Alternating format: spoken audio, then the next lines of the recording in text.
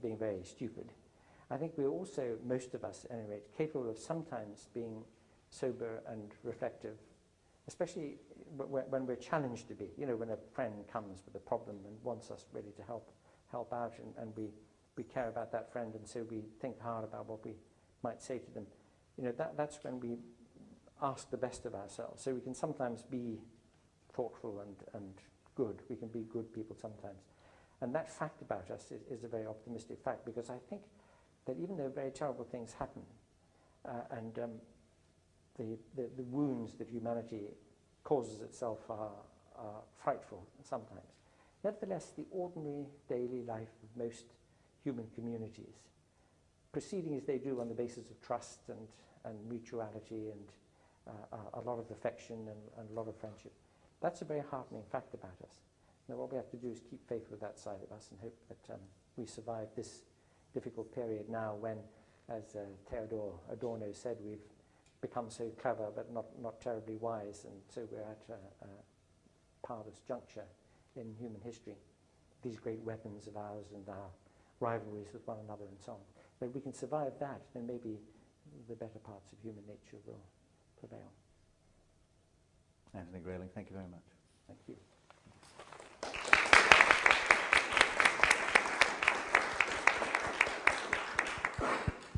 And are there any questions, incidentally? Jonathan Glover has one. I'd like to make a comment, and then, if I may, ask a separate question. The comment is that I want to express a bit of disagreement with you when you said you were relatively happy for a philosophy department to be shut down, as against others, say, chemistry department.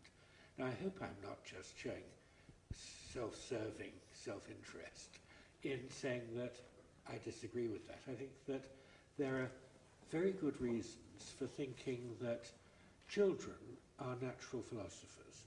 Children ask questions and are, like you were in your description of your religious teaching at school, have the glorious capacity to be dissatisfied with answers. And particularly at the age of round about 13, many, many people have the experience of suddenly realizing that they're told a whole lot of things by their families, their schools, the television they watch, and so on, and realizing that if they'd grown up at a different time or in a different place, they would have a totally different set of beliefs. And what tends to happen is that, to my mind, one of the deep and central human interests about the world and our place in it, gets hugely underrepresented in our education system. That people are encouraged on the whole when they're 13, get on with learning your mathematics or your chemistry or your law or whatever it is that will get you a job. And one of the reasons why philosophy departments aren't closing very much is that there's huge demand, because there's a huge unsatisfied interest in pursuing these absolutely fundamental questions. And I think that's something which we ought to try and satisfy.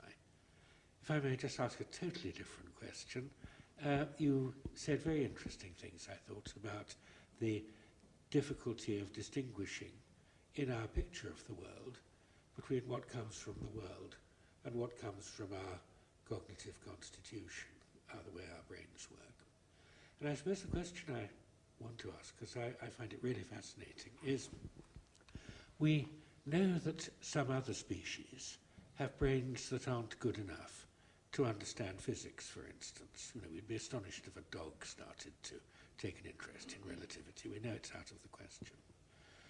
Presumably, there are certain limits on our brains. If there are such limits which are cramping our understanding of the world, do you think we're going to be able to detect those limits? And if we do detect them, what should we do about it?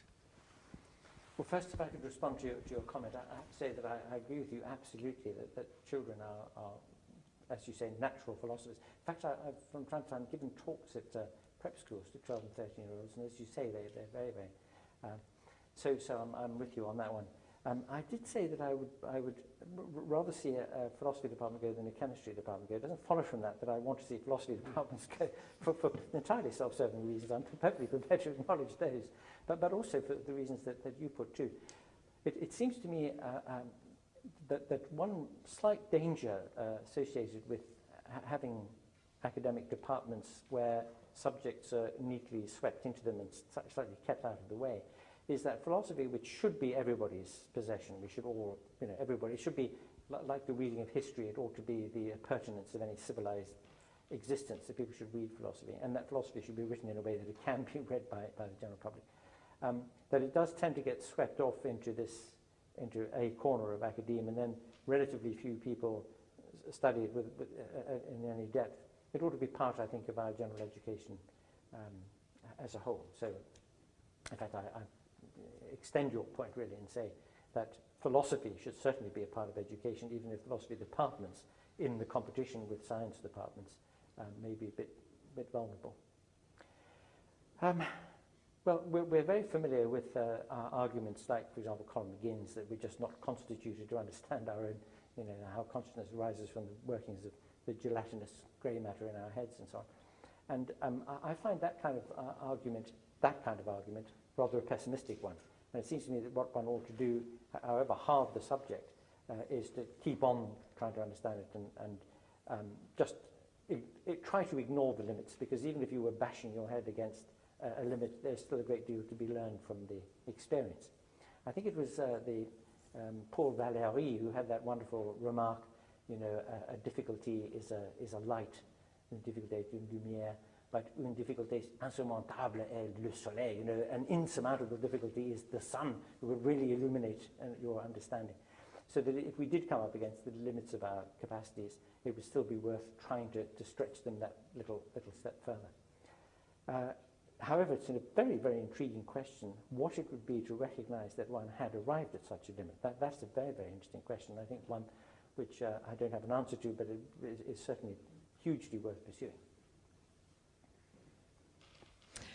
Yeah, I have a question that arises out of the discussion about why science right now is not the sort of popular pastime that it was, say, with the Victorians. And one of the things that I wonder about, and perhaps you can speak to this, is whether people now have a very romantic conception of what day-to-day life was actually like before, let us say, the Industrial Revolution, and certainly before there were antibiotics and before there were vaccines. And so they think of life as being wonderfully pastoral with people running about fields, joyfully picking daisies and cheerfully milking the cows in the morning, and life was all sweet. And of course, we know very well that life was, in many respects, not at all